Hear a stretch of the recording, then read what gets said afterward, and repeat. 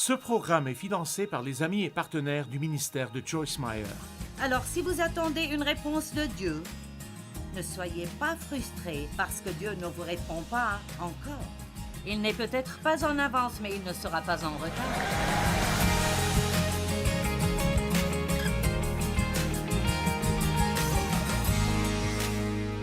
La direction divine est la volonté de Dieu pour ses enfants.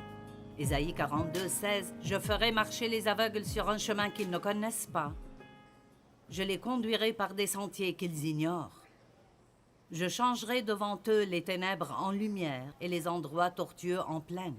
Voilà ce que je ferai, et je ne les abandonnerai et ne les délaisserai point. » Quelqu'un a besoin de recevoir cette parole aujourd'hui. J'ai lu cela, c'est un beau verset, mais c'est pour quelqu'un ici aujourd'hui. Dieu vous guidera. Vous vous sentez peut-être aveugle en ce moment, vous ne savez pas où aller. Mais Dieu dit, je ferai marcher les aveugles sur un chemin qu'ils ne connaissent pas maintenant. Je les conduirai par des sentiers qu'ils ignorent maintenant. Je changerai les ténèbres devant vous en lumière et les endroits tortueux en plaine que vous pourrez traverser. Voilà ce que je ferai, et je ne les abandonnerai et ne les délaisserai point. Allez, Dieu ne vous abandonnera pas.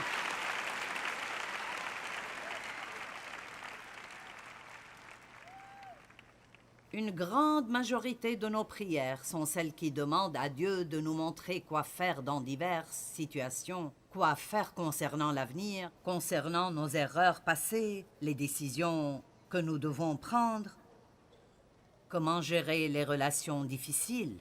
Ésaïe 30, 21 dit « Tes oreilles entendront derrière toi la voix qui dira « Voici le chemin, marchez-y ». Car vous iriez à droite ou vous iriez à gauche. Mais je ne pense pas que cela signifie qu'une voix audible nous parlera dans l'oreille tout le temps. Mais si nous ralentissons, et je pense que ralentir est important pour écouter Dieu, alors pouvons-nous tous le dire, ralentir? Si nous ralentissons un peu et prenons un peu plus de temps, vous obtiendrez une amélioration majeure dans l'écoute de Dieu. J'ai commencé à prendre un peu plus de temps pour prendre des décisions. Je suis une personne qui pense pouvoir affronter n'importe quelle tâche et l'accomplir, mais mon corps commence à me faire savoir que je vais devoir perdre un peu de cette attitude si je veux être ici pendant longtemps. Et un autre membre du ministère m'a dit cela il y a longtemps et ça m'a été très utile.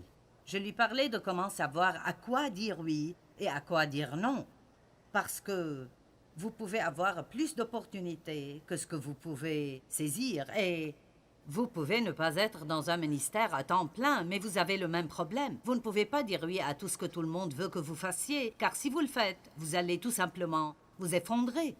Et alors, elle a dit, j'ai pris l'habitude de réfléchir à tout ce que ça va me prendre pour faire cela. Disons, si je prendrais cet engagement de prédication, et elle vivait en Australie, c'est un long voyage pour arriver ici. Il y a les bagages, le vol, aller-retour, pour aller à l'hôtel, le déballage, les réunions, le décalage horaire, le retour dans l'avion. Cela vous aidera vraiment, honnêtement, à prendre de bonnes décisions si vous ralentissez un peu et si vous laissez Dieu marcher avec vous et vous parler de ce que ça va vous coûter pour faire ce à quoi vous allez dire oui. Et donc, j'ai découvert et j'ai pratiqué ces choses récemment et ça m'a vraiment aidé. Et je ne prends pas des décisions avant que je n'ai besoin de les prendre. Je suis le genre de personne qui aime avoir le contrôle. Je veux savoir non seulement ce qui va se passer aujourd'hui, mais aussi demain, après-demain, la semaine prochaine. Et donc, ça met beaucoup de pression sur vous. Et vous avez déjà beaucoup à accomplir. Vous n'avez pas besoin d'avoir plus de pression qu'il ne le faut. Et donc, ça m'a vraiment aidé de penser simplement, vous savez, c'est pour un autre jour. Je n'ai pas besoin de penser à ça aujourd'hui. Et aussi, quand les gens me demandent si je veux faire ceci ou cela, j'ai essayé de prendre quelques rendez-vous la semaine passée et j'avais 2 ou 3 options différentes. Et mon assistante était au téléphone et attendait ma réponse. Et j'ai dit, tu sais quoi, laisse-moi réfléchir et je te répondrai. La première, j'ai décidé que je ne voulais plus la faire.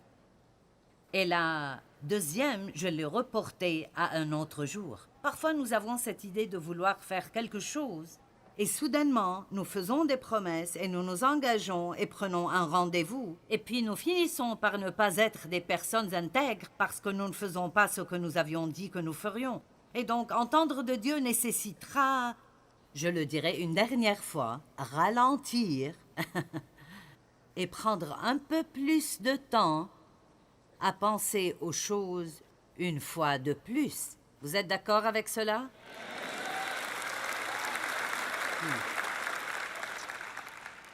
Tu entendras la voix qui dira « Voici le chemin, marchez-y », car vous iriez à droite ou vous iriez à gauche. Maintenant, nous voudrions tous un plan pour notre vie entière. Nous voudrions connaître toutes les étapes. Nous pensons que nous le voudrions, mais ce n'est pas vrai, parce que si vous saviez tout ce que vous devriez confronter dans votre vie, vous voudriez peut-être abandonner maintenant. Mais quand les choses arrivent l'une après l'autre, nous pouvons traiter avec n'importe quoi, avec l'aide de Dieu. Et c'est l'une des raisons pour lesquelles Dieu ne nous donne pas toutes les données, parce qu'il nous a créés pour que nous vivions un jour à la fois et pour que nous nous occupions d'une chose à la fois. Et donc, vous devez apprendre que Dieu ne vous donnera pas l'étape suivante avant que vous ne fassiez celle qu'il vous a dit de faire. Allez! Certains attendent de voir ce que vous êtes censé faire concernant quelque chose, mais vous êtes figé de peur et vous ne faites rien parce que vous ne pouvez pas voir ce qui est après cette étape que vous sentez que Dieu vous a donné. Mais remarquez que le Jourdain ne s'est pas divisé avant que Josué ne pose le pied dedans. Et peut-être que les eaux ne se diviseront pas pour vous jusqu'à ce que vous essayiez et que vous mettiez le pied dedans. Vous me suivez? Vous comprenez? Mais nous n'aimons pas recevoir ces informations de Dieu une à la fois parce que Dieu me l'a expliqué comme ça et les gens comprennent normalement cela. Donc, vous avez cela. Vous ne l'aimez plus, mais au moins vous l'avez. Vous n'êtes pas content avec, disons par exemple, votre travail, ou je ne sais pas. Il n'y a plus de vie là pour vous et vous sentez que Dieu veut que vous lâchiez et fassiez autre chose. Mais vous voulez d'abord savoir ce que cette autre chose est. Et donc vous essayez vraiment dur.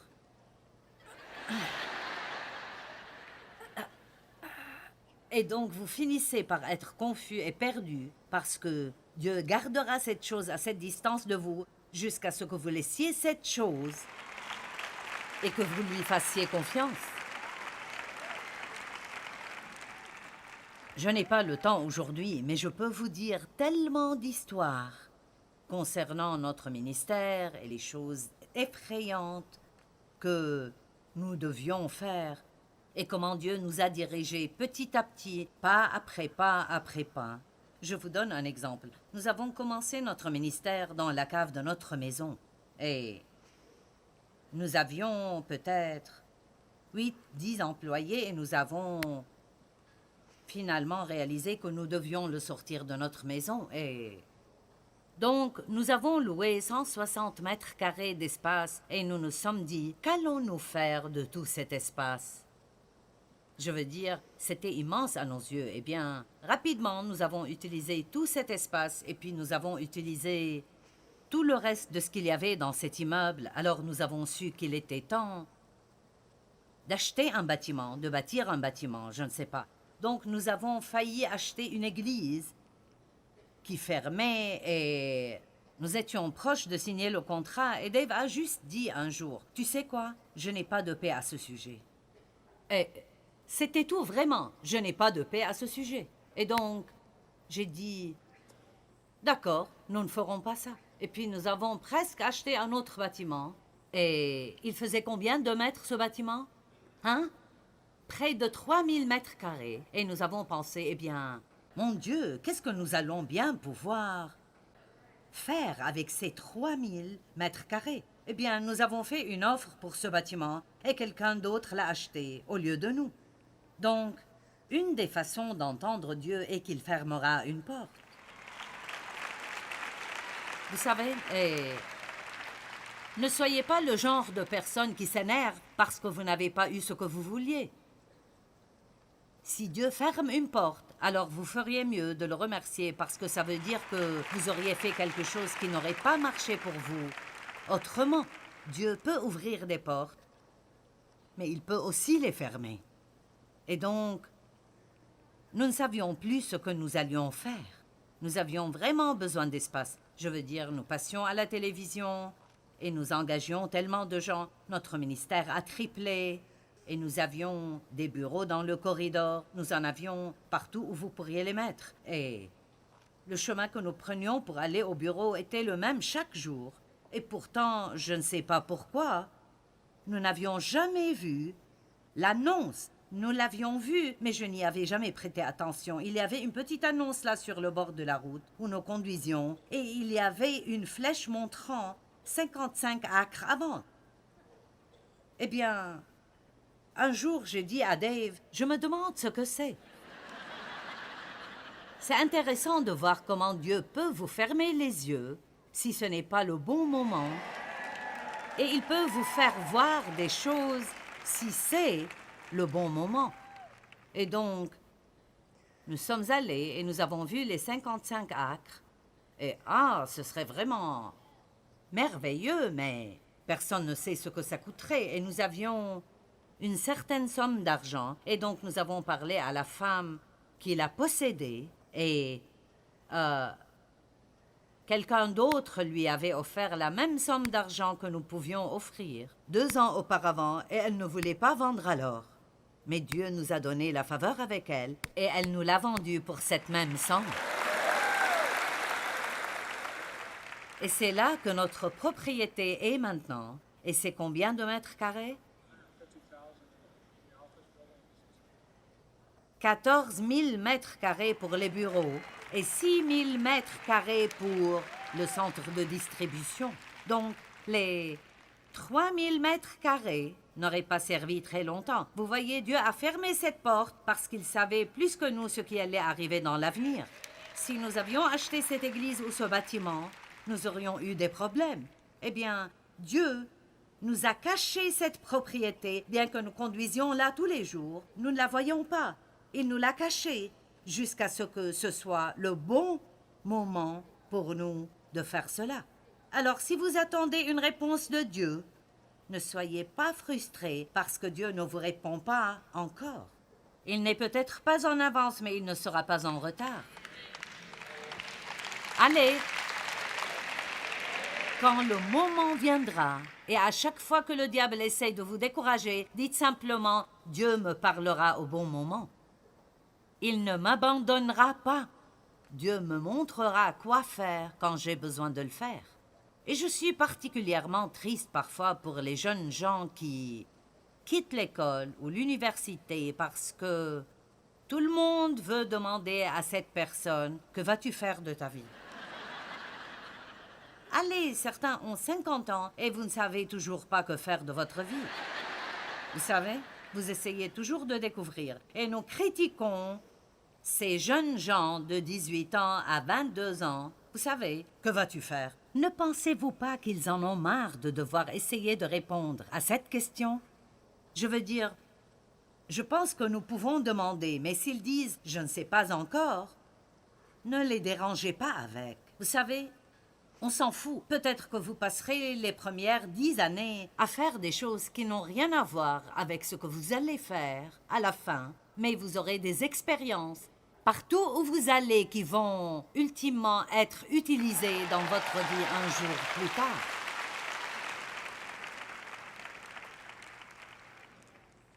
Nous sommes tous beaucoup trop pressés de tout savoir et nous n'avons pas toujours besoin de tout savoir tout le temps. Allez, la façon la plus commune dont Dieu nous parle est par sa parole. Et si vous voulez apprendre comment bien entendre Dieu, vous devez connaître la parole de Dieu. Si vous n'allez pas étudier la parole, vous serez trompé et vous tomberez dans des problèmes. La parole de Dieu s'élèvera en vous quand vous êtes sur le point de faire des erreurs, quand vous vous préparez à aller dans la mauvaise direction ou à faire ce qui est mal. Quand vous traitez quelqu'un d'une façon qui ne plaît pas à Dieu, la parole de Dieu s'élèvera en vous. Donc, vous devez prendre un engagement d'étudier la parole de Dieu. J'aimerais vraiment pouvoir voir toute et chaque personne passer quelque temps dans la parole tous les jours. Même si ce n'est pas un long temps, passez quelque temps dans la parole de Dieu tous les jours et vous serez étonné du temps que vous avez pour entendre la parole si vous y mettez, même si vous mettez un disque par exemple, et vous n'êtes pas dans un état où vous pouvez écouter chaque mot attentivement. Laissez cette parole agir et si vous devez écouter cela 4 ou 5 fois avant de tout comprendre, c'est mieux de faire cela que de gaspiller notre espace cérébral où, vous savez, nous pensons continuellement à des choses qui ne porteront aucun fruit de toute façon. Aimez la parole de Dieu, car les armes avec lesquelles nous combattons ne sont pas charnelles, mais elles sont puissantes par la vertu de Dieu pour renverser des forteresses. Nous renversons les raisonnements et toute hauteur qui s'élève contre la connaissance de Dieu et nous amenons toute pensée captive à l'obéissance de Jésus-Christ. En d'autres termes, il y a beaucoup de voix dans le monde aujourd'hui, des voix naturelles ou surnaturelles qui essayent de nous parler, mais si nous connaissons la parole de Dieu, nous reconnaîtrons ceux qui ont raison d'après la parole de Dieu et ceux qui ont tort d'après la parole de Dieu. Si vous vous attachez à la parole, vous connaîtrez la vérité et la vérité vous affranchira. Maintenant, l'une des façons dont nous entendons de Dieu, et ceci est un fait pour Dave et moi, est à travers la sagesse et le bon sens. Et je ne le dis pas pour me vanter, c'est juste un fait. Dave et moi avons beaucoup de bon sens. Vous savez, le bon sens peut être plus précieux pour vous que beaucoup d'éducation parfois. Il y a beaucoup de choses pour lesquelles nous n'avons pas besoin d'entendre de Dieu. C'est juste le bon sens. Ne dépensez pas plus que vous ne gagnez. N'allez pas acheter une nouvelle voiture si vous n'avez pas les moyens de payer, et ça mettra juste de la pression sur vous. Tout d'abord, Dieu ne met pas de pression sur nous pour que nous prenions des décisions. Amen. Quand quelqu'un vous presse de prendre une décision, vous pourriez bien dire maintenant, ce n'est pas Dieu. S'il vous plaît, prenez un peu de temps. Si vous allez acheter quelque chose, spécialement quelque chose de cher, prenez votre temps. Éloignez-vous de la vitrine des bijoux. Éloignez-vous de la salle où ils mettent toutes les voitures polies et qui semblent être les plus belles choses que vous ayez vues.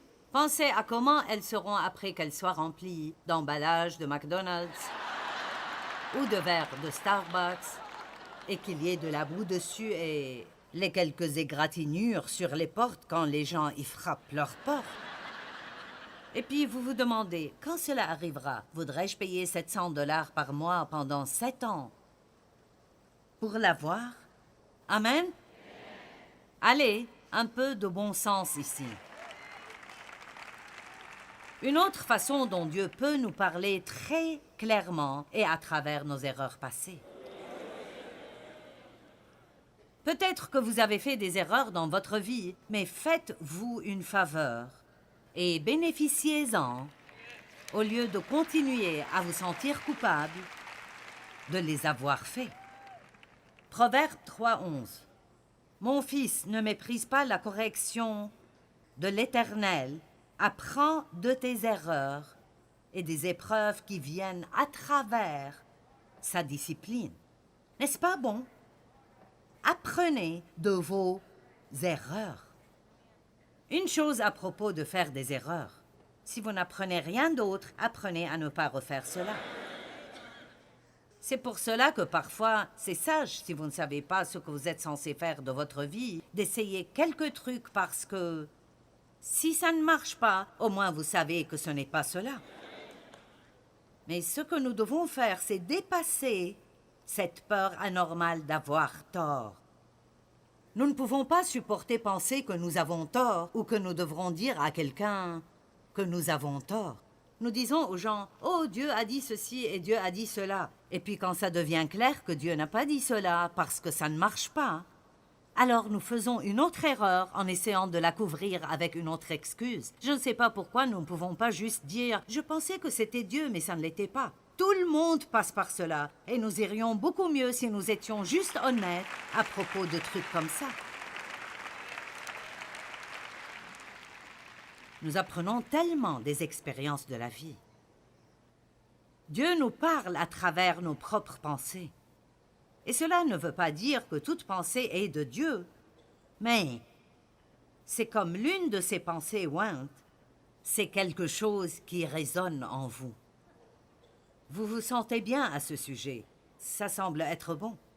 Proverbe 16:3 dit « Recommande à l'Éternel tes œuvres, confie-les complètement à Dieu. Il rendra tes pensées conformes à sa volonté et tes projets réussiront. »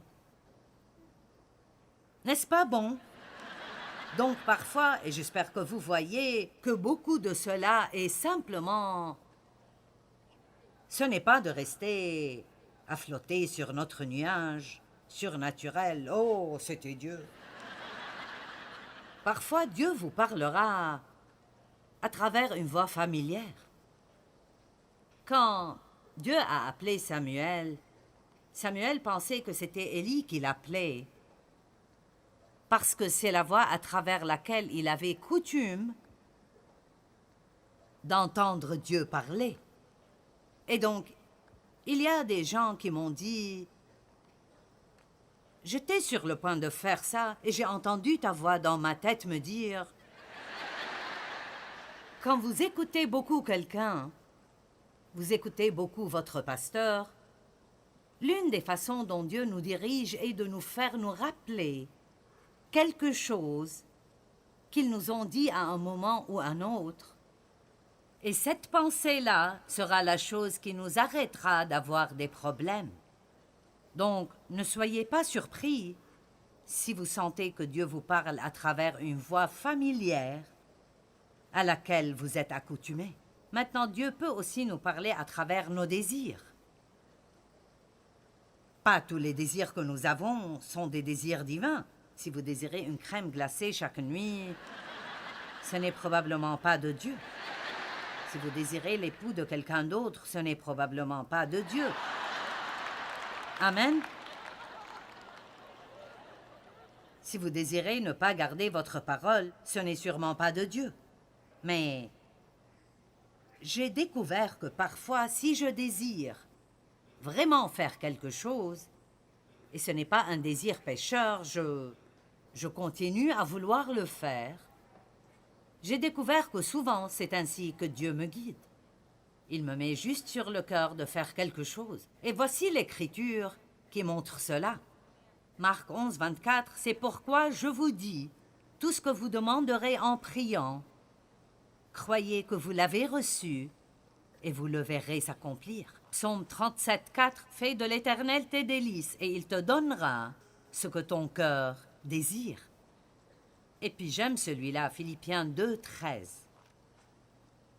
Car ce n'est pas de vos forces, mais c'est Dieu qui produit en vous le vouloir et le faire, de vous fortifier, de vous donner de l'énergie, de créer en vous le désir et la capacité d'accomplir votre but.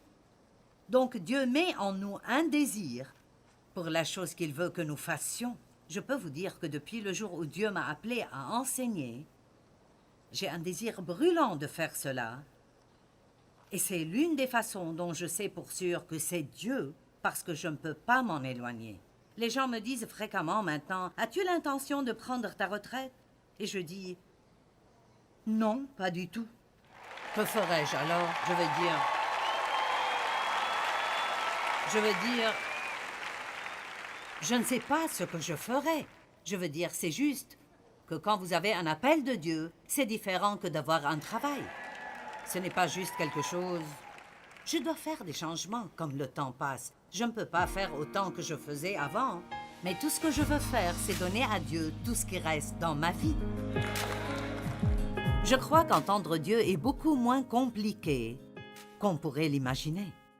Parfois, si vous croyez vraiment que vous entendez Dieu, la seule façon de le savoir est de faire un pas. J'appelle toujours ça sortir et découvrir. Je me souviens d'un grand homme de Dieu qui a dit avoir appris à entendre Dieu en faisant beaucoup d'erreurs. Et c'est vrai, parfois vous ne faites jamais rien si vous avez toujours peur de faire des erreurs.